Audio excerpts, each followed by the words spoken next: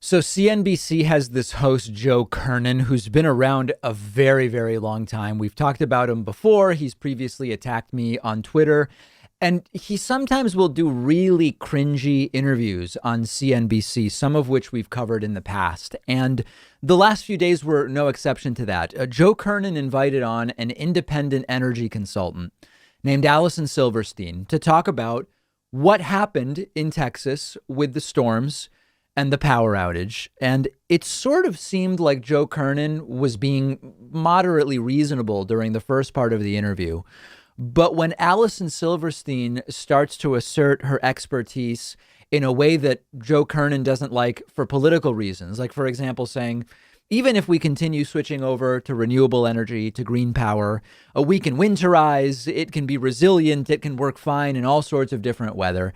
It started going downhill slowly. You see the frustration build for Joe Kernen, where at the end, he ends up doing almost like the full prototypical, unhinged, flat out climate science denial, bury your head in the sand type stuff. So we'll build to that. We're going to pick it up where Alison Silverstein is explaining that the reason the grid lost power generation capacity was because, as we've now talked about many times, talked about it last week, talked about it earlier today, Texas opted not to winterize many elements of their electrical grid, including coal, natural gas, and nuclear plants, and yes, some wind turbines, despite the fact that they were advised to winterize a decade ago when they had similar power outages caused by cold weather. And Alison Silverstein also criticizes the isolated nature of Texas's grid. And so let's start there so that we're all on the same page as to how this started going in this bad direction for Joe Kernen. There was all of this happened because of insufficient power plant winterization. This was a guideline. It wasn't mandatory. There was a huge chunk of the natural gas supply for Texas power plants that froze up, both at the wellhead level at production and in pipelines. So gas plants couldn't get the fuel that they needed to run.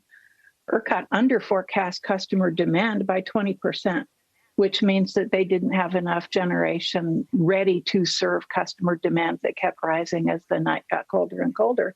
And last, ERCOT's a standalone grid, so they were unable to alleviate these shortages by importing electricity from outside from the rest of Texas.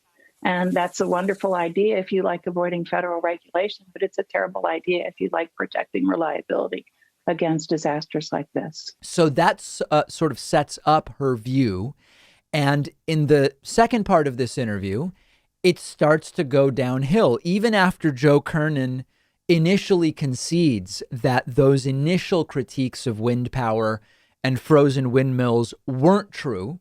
Alison Silverstein makes clear that, listen, big picture, even if we switch over more and more to renewable energy, it can be fine in the winter. It's okay. And that's how it starts to get wacky. Well, you pointed out that I forget what type of energy you called it, but the more conventional energy, natural gas and others that you talked about were affected by the cold. Just like, initially certain people, maybe the governor, maybe, people that aren't big Green New Deal proponents said, well, the windmills froze and the sun went down or went away. So you didn't have solar or wind. That wasn't true, but because we now know that the conventional stuff was affected by the cold as well. But what about renewables and the future that we're looking at? Will we be ready for adverse weather events if we're much more dependent on this new age renewable energy? Of course we will. And the thing is, what grid reliability requires that you understand the resources that you have. So Joe starts to get a look of on his face because Alison Silverstein says, of course we will be ready for weather events under a renewable energy system. And then by the end of it, it's full on climate denialism with Joe Kernen repeating some of these silly things. Oh, they said it was going to get warmer, but the warmer can make it cooler and none of it makes sense. And it's all just silly. Take a look. And we can make a grid much more stable with more efficiency. What?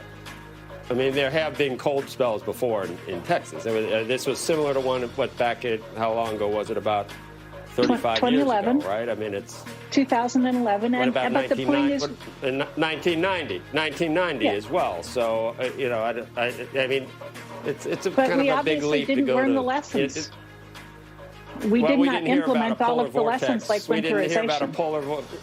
It used to just be cold air from the Arctic. Now it's a polar vortex caused by the warming. So I need to see the peer-reviewed science on the the warming causing the cold. Anyway, Allison. So do I. But the point is the atmosphere is the weather, every kind of weather is getting worse. Right. And so we need to plan. We need to plan a system that suits much more kinds of really horrible weather. And part of improving reliability in a different system is more transmission. Thank you. Bye.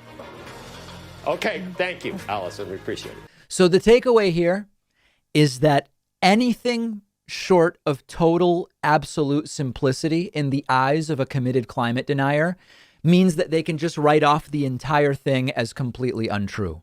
And of course, you may know, and we've been reporting on this for a decade at this point, the climate data on this has been understood for a very long time, many decades. What was originally sometimes called global warming, which is not inaccurate when you talk about an increase in global temperature, really it's climate change. And it can include, yes, an overall warming of the earth.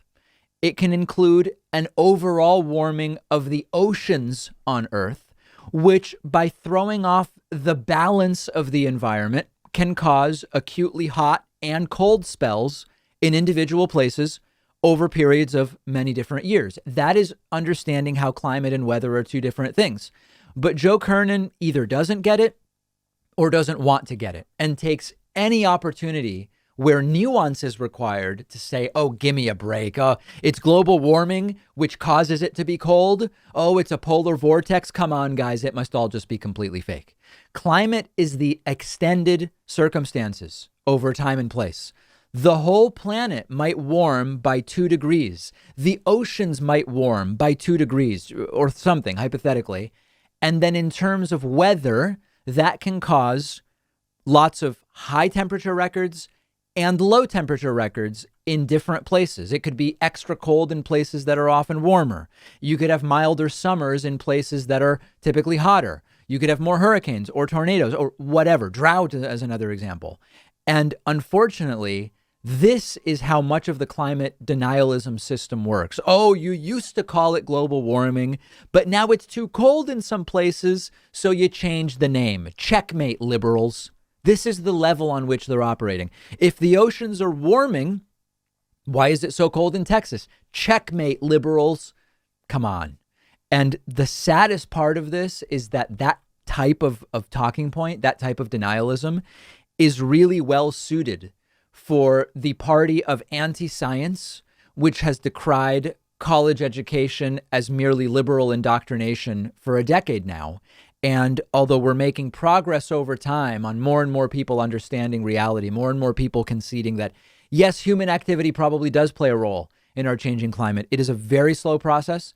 And in the meantime, people like Joe Kernen can do a lot of damage by making the progress on public opinion on this even slower. And that's exactly what he is trying to do. Pathetic. We've seen this from Joe Kernen before. No indication he's going to stop anytime soon.